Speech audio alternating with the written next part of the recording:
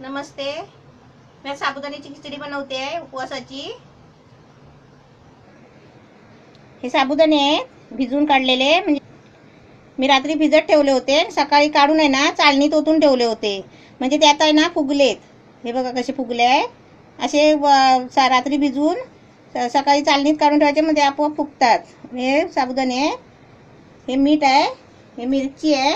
हे मिरची असे 3 कापून घेतले. हे बघा, एवढे 3 मिरची कापून घेतले. ते दाखवायला ठेवले तुम्हाला.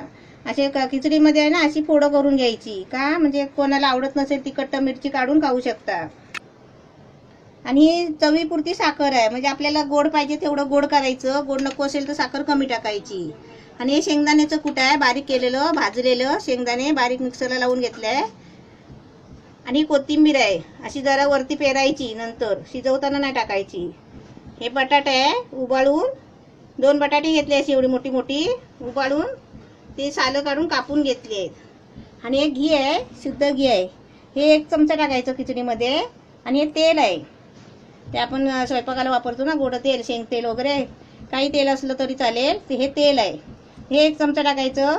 म्हणजे हे तूप कशाला टाकायचं, खिचडी सुकत नाही, मग तेलाने लगेच सुकते. मग हे तूप आहे ना, घी आहे, शुद्ध घी, 1 चमचा टाकलं ना तर ती खिचडी म्हणजे सुकत नाही लगेच. आता मी तुम्हाला बनवून दाखवते. गॅस पेटवलाय आणि मी आता कढई पण ठेवली आहे. आता तुम्हाला तेल टाकते.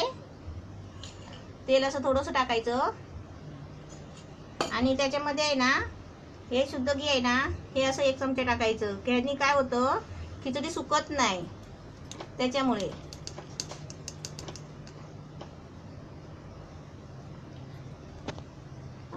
तेल आणि घी टाकलंय, मस्त तापलंय पण ते. आता मग त्या गॅस कमी करते जरा आणि त्याच्यामध्ये ही मिरची टाकते. हे कापलेले 3 मिरची घेतले ते टाकते.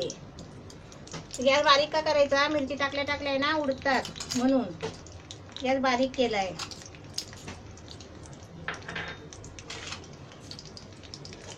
ह्याच्यामध्ये लसूण वगैरे काय वापरायचं नाही उपवासाला, फक्त मिरचीमध्येच फोडणी द्यायची, मोहरी वगैरे नाही वापरायची. मिरची थोडी लाल झाली ना,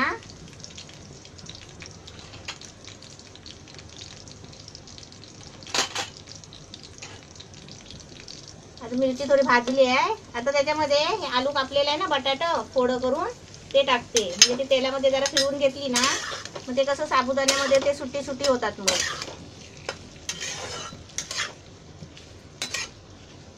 अशी थोडी भाजून घेते, गॅस जरा फास्ट करते.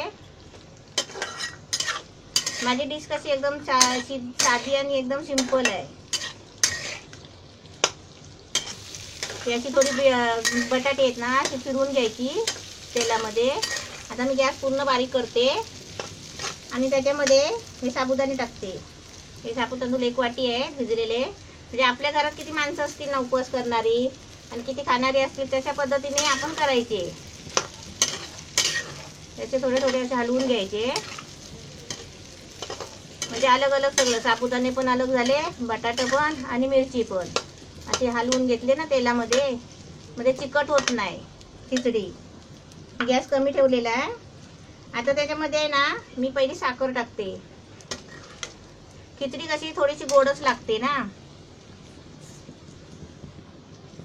थोडीशी, म्हणजे आपल्यावर आहे, आपल्या तुम्हाला गोड जेवढं लागेल ना तेवढी टाकायची. आता हे पण असं हलवून घ्यायचं. मी आता त्याच्यामध्ये बघा घी टाकलंय, तेल टाकलं, मिरची टाकली, बटाटा टाकलं, ते फिरवून घेतलं. त्याच्यामध्ये आता साबुदाणे टाकले, आता साखर टाकली. आता फक्त राहिलंय काय, शेंगदाण्याचं कूट, मीठ आणि वरून नंतर कोथिंबीर पेरायची. म्हणजे आता कोथिंबीर टाकली ना मग त्याच्याबरोबर कशी, म्हणजे ती काळी काळी हिरवी हिरवी अशी म्हणजे शिजून गेलेली दिसते, छान दिसत नाही. आता याच्यामध्ये मी शेंगदाण्याचं कूट टाकते. म्हणजे ते शेंगदाण्याचं कूट कसं आपल्यावर, आपल्याला जेवढं पाहिजे तेवढं टाकायचं, वाटीवर टाकायला पाहिजे असं नाही आहे, असं टाकायचं. आणि त्याच्यामध्ये थोडं मीठ टाकते.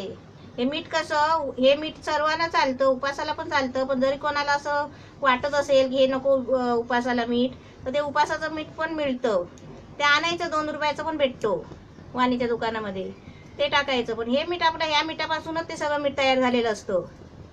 थोडं आपल्या चवीपुरतं मीठ टाकायचं. आणि हे पहिलं हलवून घ्यायचं, नंतर गॅस फास्ट करायचा.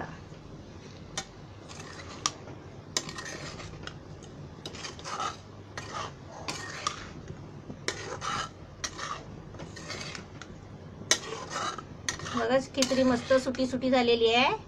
म्हणजे बटाटा पण वेगळं, मिरची वेगळी, साबुदाणे वेगळे, म्हणजे सगळं सामान कसं अलग अलग दिसतोय आपल्याला. हे बघा असं सगळं मिक्स होतो आणि असं म्हणजे चिपकत नाही एकमेकाला ते, नाहीतर काय काय खिचडी कशी चिपकते, चिकट होते. असं साबुदाणे भिजवून ठेवले ना तसं जरा ते उघडे ठेवायचे, वालट ठेवायचे. आता थोडा वेळ मी जरा ही मुरायला ठेवते. अशी जरा खिचडी तयार झालेली आहे. थोडा गॅस फास्ट करते आणि त्याच्यावर झाकण ठेवते. आता त्याच्यावर मी जरा हे झाकण ठेवते, म्हणजे थोडी म्हणजे ते मीठ पण लागलं पाहिजे ना वाफेला, म्हणून मी खाली 1 मिनिटासाठी झाकण ठेवलं होतं. हे बघा झाली आपली खिचडी. बघा छान झाली आहे.